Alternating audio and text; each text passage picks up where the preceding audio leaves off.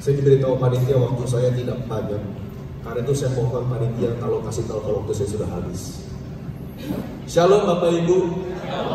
Sungguh satu kehormatan saya boleh hadir di hadapan Bapak Ibu di tempat ini. Nama saya Tio Angga Pradipta. Usia saya 34 tahun. Saya melayani Tuhan full time dari umur 23 tahun. 2013 saya balik dari Amerika ke Indonesia. Saya sudah kuliah, saya sudah kerja di Amerika. Tapi Tuhan panggil saya ke Indonesia tahun 2013 karena di situ sudah dapat penglihatan bahwa Tuhan akan membawa penuaian bagi anak muda. Saya bilang Tuhan kasih saya tanda. Karena saya sudah hidup enak di Amerika. I'm living the dream. Gaji sudah lumayan lah, saudara. Walaupun baru lulus tapi gaji sudah lumayan. Tapi saat itu 2012, 2013 Tuhan bikin hati saya itu pengen balik ke Indonesia. Saya nggak tahu kenapa. Saya telepon sana sini, saya ngomong sama beberapa pengerja gereja, mereka bilang, aduh Dio, sayang banget meninggalkan mimpi di sana untuk balik ke Indonesia. Karena saya dapat beasiswa Bapak Ibu. Kalau orang tua bayarin, nggak cukup. Saya dapat beasiswa ke sana. Kamu nggak sayang? Tapi saya bilang, hati nggak bisa dibohongi. Setahun penuh, saya dibikin homesick. Saudara tahu kan homesick, kangen rumah saudara. Setahun penuh dibikin kangen rumah dan suddenly God gave me a vision. Itu ada anak-anak muda menangis untuk Indonesia, saudara. Saya nggak tahu lah itu stadion mana, saudara. What I saw is a stadium, cuma saya nggak tahu stadion apa, saudara. Hanya berbekal itu saya balik ke Indonesia. Dan hari ini kalau saya boleh berdiri di hadapan Bapak Ibu, bukan untuk menggurui tapi untuk mengatakan, saudara, generasi muda butuh generasi senior untuk bekerja sama. Tidak ada kelahiran generasi muda, tidak ada kelahiran pendoa-pendoa muda kalau tidak ada generasi tua yang mau melahirkan pendoa dari rahimnya, saudara. Karena itu butuh kerjasama dari dua pihak, saudara. Dalam waktu-waktu ini, saudara, saya akan share beberapa ayat. Di tengah-tengah ayat kita akan stop, kita akan berdoa pakai ayat itu untuk Indonesia, saudara. Jadi saudara, saya nggak mau saya khotbah sampai selesai 30 menit lalu baru kita berdoa. Di tengah-tengah kita stop, kita berdoa. Di tengah-tengah kita stop, kita berdoa, saudara. Amen. Saya percaya, saudara, kita mendoakan dengan kebenaran firman itu luar biasa kuasanya, saudara. Mari kita buka bersama dalam Wahyu pasal 22 ayat yang kedua. Ketika saya mempersiapkan untuk hari ini, saya bertanya sama Tuhan, Tuhan, apa yang Engkau sampaikan bagi panitia, bagi pendoa untuk menuju dalam putaran ke-10 ini menuju 24 Agustus. Saudara, dalam Wahyu 22 ayat yang kedua, mari kita buka Alkitab kita.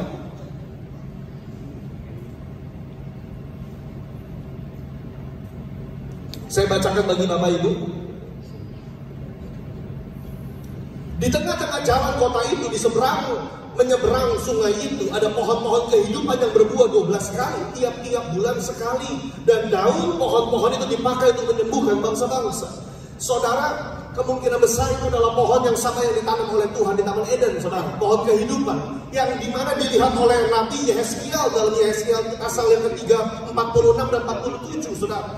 Nah, ini ada di Yerusalem baru, di antara sungai seberang menyeberang, ada banyak pohon di tepi sungai, saudara, dan di situ dia berbuah-buah, bahkan setiap bulan sekali buahnya, saudara. Saya belum ketemu sih pohon buah durian yang berbuah sebulan sekali, kalau ada enak juga ya. Saya belum ketemu sih pohon jeruk yang bisa berbuah sebulan sekali, pohon apa yang berbuah sebulan sekali. Artinya apa, saudara? Saya percaya di akhir zaman ini Tuhan mau gerejanya produktif, melahirkan satu dampak untuk bangsa, saudara. Amen. Bukan dengan kekuatan sendiri, tapi dengan kekuatan Tuhan, dengan kekuatan Roh Kudus. Kenapa? Karena kita tahu begini, daunnya menyembuhkan bangsa. Itu memberikan saya satu pijakan biblika, artinya begini, di akhir di Yerusalem baru, dalam kehendak Tuhan yang Maha Kuasa, Dia masih menginginkan ada rekonsiliasi antara bangsa. Dia masih menginginkan ada kesembuhan antara bangsa. Makanya dia tulis, the leaves are for healing for nations. Daunnya itu untuk kesembuhan bangsa-bangsa. Artinya begini, saudara, maukah kita berdoa bagi pemulihan dan kesembuhan bangsa kita, saudara? Kenapa tadi saya bilang pohon kehidupan itu bisa digambarkan sebagai gereja? Memang secara tafsiran pohon itu juga berbicara mengenai Yesus. Aliran sungai bicara Roh Kudus. Tapi Bapak Ibu jangan lupa, Mazmur 1 ayat 2 dan 3 mengatakan apa? Ia yang merenungkan Taurat Tuhan siang dan malam, ia seperti pohon yang tertanam di tepi aliran air, yang daunnya tidak layu, yang selalu menghasilkan buah pada musimnya, dan apa saja dapat pasti. Saya berdoa gereja-gereja Tuhan adalah pohon-pohon yang ditanam di tepi aliran air Roh Kudus. Apa yang dikerjakannya pasti berhasil, saudara. Karena saya begitu percaya. Kalau Nabi Yeskiel pasal 46-47, Yohanes dalam Pulau Patmos melihat Wahyu pasal 22, mereka semua melihat aliran sungai. Betapa kita butuh aliran sungai Roh Kudus itu untuk ada dalam gereja-gereja kita, saudara. Saya percaya akhir-akhir ini kalau Tuhan mau membangkitkan generasi muda, Tuhan mau membangkitkan generasi pendoa itu nggak bisa pakai gimmick. Nggak bisa lagi gereja main dangdutan, saudara. Ini bukan lagi soal performa siapa yang di panggung, tapi saya percaya di akhir zaman Tuhan akan gerakan seluruh orang percaya tiba-tiba dilanda kuasa Roh Kudus, saudara. Sehingga nggak ada satu orang pun bisa berkata itu karena saya loh, itu karena gerejaku loh, itu karena pelayanan aku loh. Nggak bisa lagi orang ngomong. Kenapa? Mendadak semua di dalam Roh Kudus. Amin. Karena itu saya begitu terhormat ada di tempat ini. Lintas gereja, lintas sinode, lintas denominasi, betapa butuh, saudara. Daun-daunnya untuk kesembuhan bangsa-bangsa. Orang yang mau tertanam di tepi aliran air, dia harus merenungkan Taurat Tuhan siang dan malam. Bukan hanya Tuhan akan memberikan kuasa dan tanda, tapi saya percaya revival juga akan terjadi di dalam kebenaran firman Tuhan. Karena sudah cukup banyak keretakan terjadi karena orang-orang yang memiliki karunia tetapi hidupnya tidak tertanam dalam kebenaran firman, saudara. Sebaliknya, saudara, orang yang berfokus kepada kebenaran firman tapi menolak kuasa rohani itu juga perlu rekonsiliasi. Di akhir zaman kegerakan firman sama kegerakan roh akan menjadi satu, saudara. Saya sangat percaya itu. Saudara sadar anak-anak muda dalam gerejamu adalah anak muda yang kritikal. Suka tanya, tidak mudah lagi percaya, tidak mudah lagi diajak ke gereja. Di gereja pun mempertanyakan khotbah pendetanya. Kenapa, saudara? Karena Tuhan berencana generasi muda ini adalah generasi yang melek firman. Generasi saudara, bapak ibu semua adalah generasi yang Tuhan lawat, disuruh melayani, siap. Tapi anak muda mungkin belum tentu bisa seperti itu. Butuh kerjasama antara firman dengan roh. Butuh kerjasama. Apa yang mau kita doakan siang hari ini, saudara? Saya catat ada 4. Semoga kita ketemu. Tiap poin kita berdoa. Kalau kita tahu bahwa dalam Wahyu pasal 22 yang adalah pasal terakhir di Alkitab kita, dan di dalam pasal terakhir tercatat kalimat daunnya untuk kesembuhan bangsa, maka kita bisa dengan yakin Tuhan mau menyembuhkan bangsa Indonesia. Pertanyaan saudara, apa yang perlu kita doakan? Kenapa kita perlu berdoa untuk bangsa Indonesia? Wahyu, kita buka Wahyu 21 ayat 26 sampai 27. Wahyu 21 ayat 26 sampai 27. Ada satu kata yang menarik perhatian saya dalam ayat 26. Kekayaan dan hormat bangsa-bangsa akan dibawa kepada Tuhan. The glory and the honor of the nations. Saudara tahu nggak bahwa setiap bangsa punya hormatnya sendiri? Satu bangsa punya kemuliaannya sendiri. LAI menerjemahkan glory dengan kata kekayaan.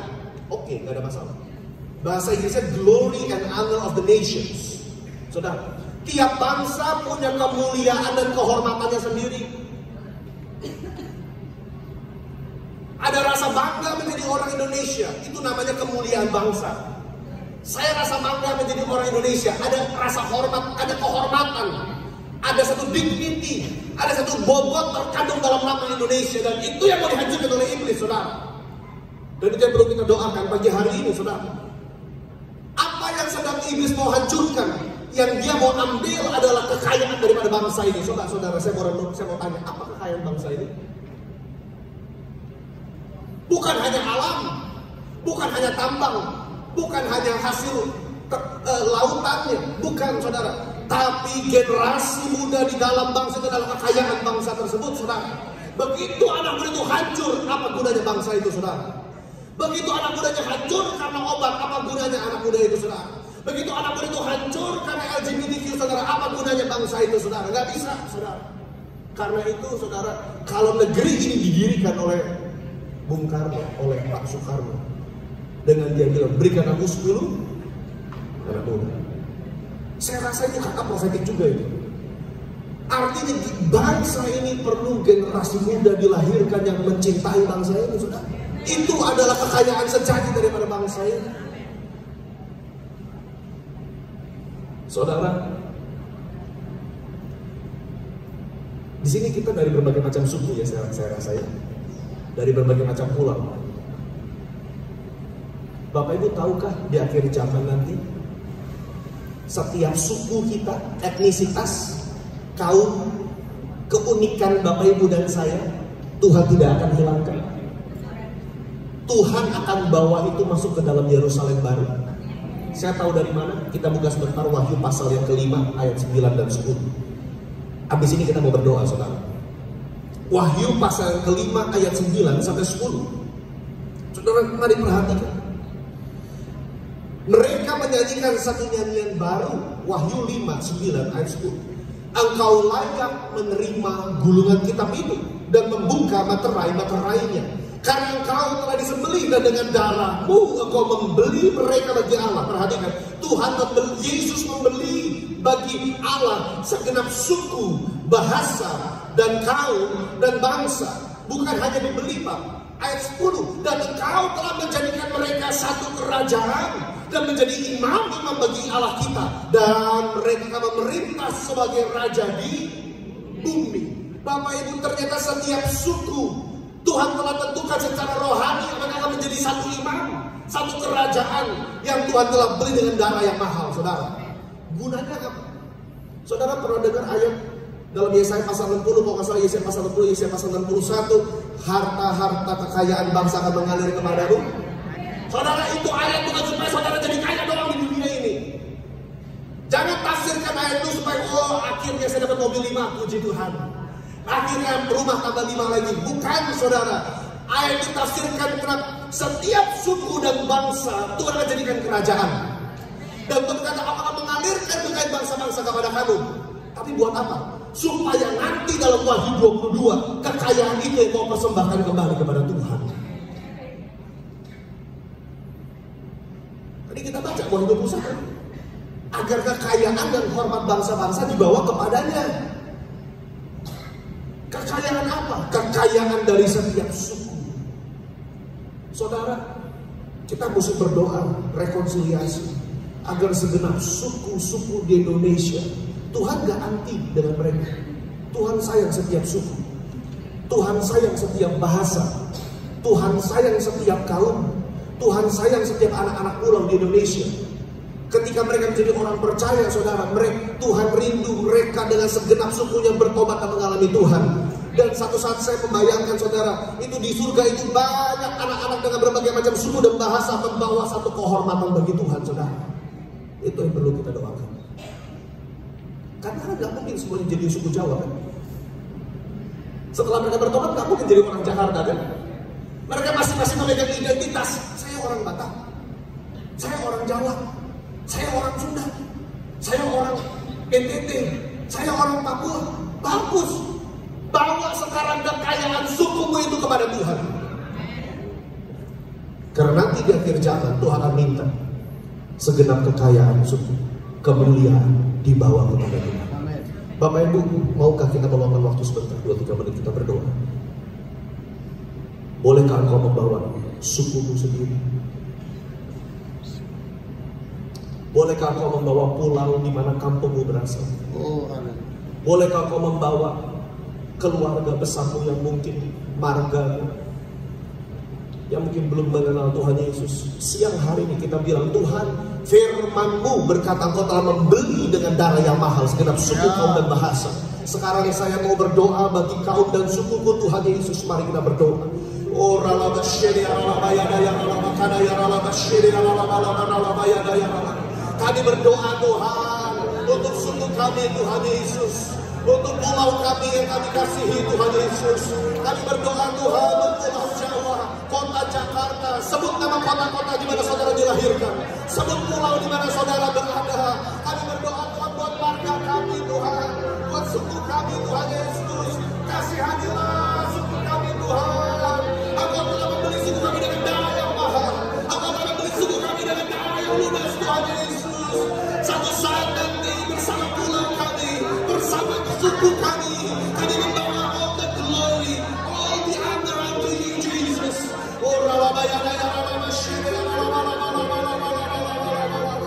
Kami minta Tuhan dosa antar suku, peperangan antar suku, Tuhan rasisme antar suku, Tuhan dalam suku darah Yesus. Kami berdoa Tuhan, tidak ada perang suku di Indonesia. Kami berdoa Tuhan, segenap pulau berjalan tangan menyambut datangnya Sang Raja. Kami Tuhan mau berdoa Tuhan, kalau ada hati kami yang masih terluka karena ada Tuhan dosa yang dilakukan oleh pemerintah kami atas etnis-etnis tertentu, pembantaian etnis-etnis tertentu, Tuhan pembantaian suku-suku tertentu, kami minta darah Yesus yang mengampuni Indonesia. Ada rekonsiliasi terjadi, darah Yesus membasuh Indonesia dalam nama Yesus. Tuhan berikan daun-daun kesembuhan itu bagi segenap suku, bagi segenap bahasa-bahasa suku di Indonesia.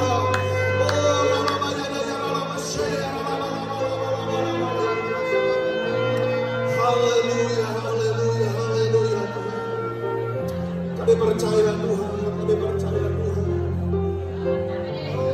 Dalam Yerusalem baru kami melihat Tuhan, ratusan mungkin ribuan suku-suku di Indonesia Tuhan, dengan pakaian adat mereka masing-masing, mereka mempersembahkan satu tarian bagi Raja di atas segala raja. Indonesia mempersembahkan tarian bagi Raja di atas segala raja.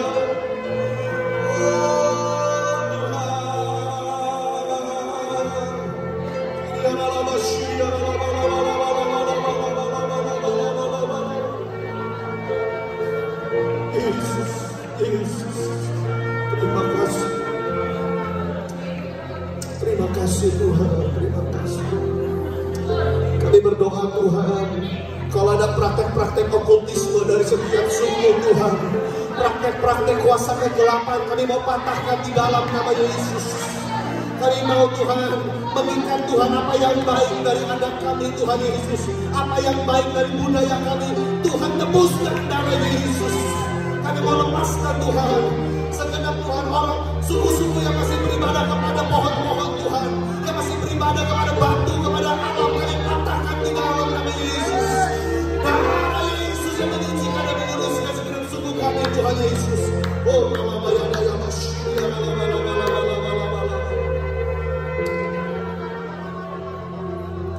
dalam Wahyu pasal 21 dan ke-27 dikatakan, tidak akan masuk ke dalam Yerusalem baru sesuatu yang najis atau orang yang melakukan kekejian atau dusta, tapi hanya mereka yang namanya tertulis dalam kitab kehidupan anak domba. Karena itu kita berdoa siang hari ini saudara, segenap kekayaan suku bangsa ini dibersihkan, dimurnikan Tuhan. Tuhan pasti akan melakukan pemurnian bagi gerejanya saudara. Bahkan hari-hari ini Tuhan sedang memurnikan gereja-gereja, sehingga setiap yang najis tidak bisa masuk ke dalam kerajaan surga saudara. Haleluya. Yang kedua, apa yang perlu kita doakan siang hari ini? Kita berdoa for the times and the seasons, untuk waktu dan musim.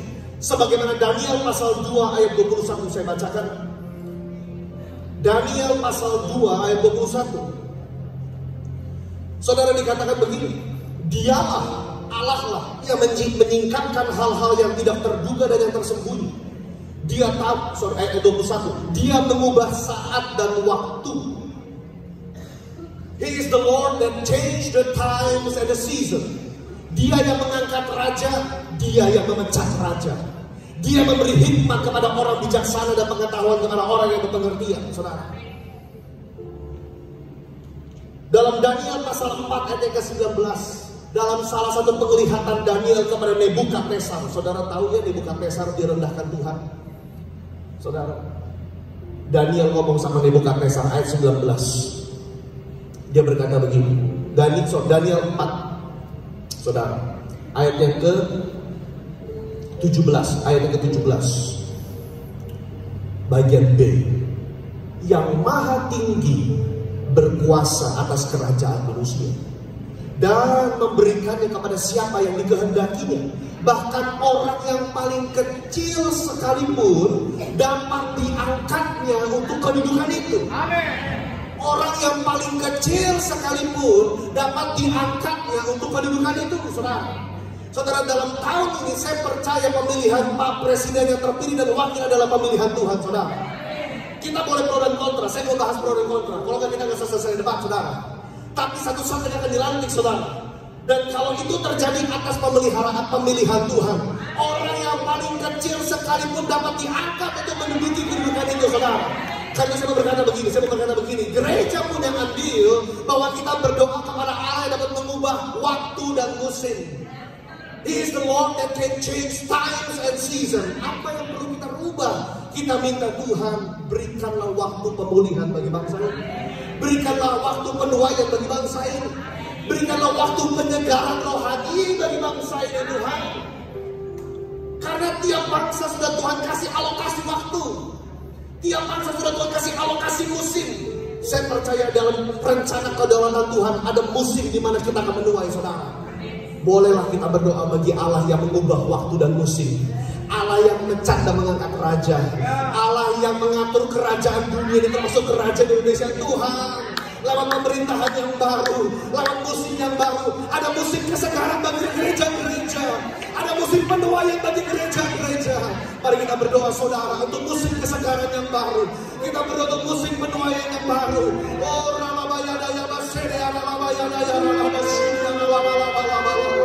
kami berdoa sebagaimana Daniel 2:21, sebagaimana Daniel 4:17, Tuhan, You are the Lord that changes times and seasons.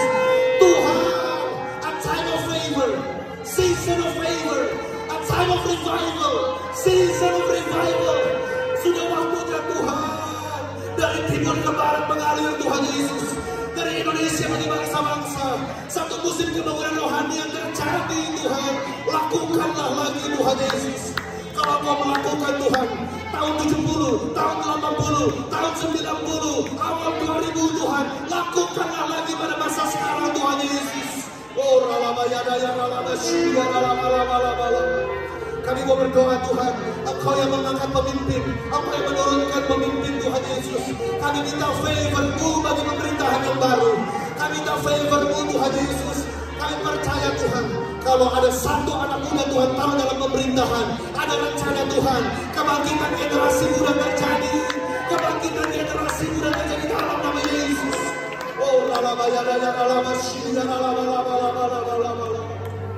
oh, terima kasih Tuhan. Kami minta kebangkitan generasi muda Tuhan, kebangkitan generasi muda. Tuhan Yesus.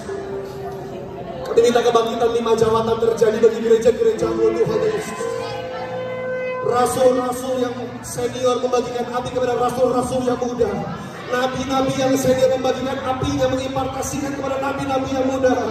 Kebangkitan penginjil-penginjil yang tua, membagikan api kepada penginjil-penginjil yang muda Tuhan. Gembala-gembala yang tua membangkitkan gembala-gembala yang muda. Pengajar-pengajar yang tua membangkitkan pengajar-pengajar yang muda. Pendoa-pendoa senior membangkitkan pendoa-pendoa yang muda dalam nama Yesus. Kami minta Tuhan kebangkitan pelayanan apostolik terjadi bagi setiap saudara dan gereja dalam nama Yesus. Kami boleh melihat Tuhan, ketika Musa mengangkat tangan, Yosua berperang melawan Amalek Tuhan. Kalau mereka bersatu dalam satu pelayanan Tuhan, terjadi revival bagi tubuh Kristus dalam nama Yesus.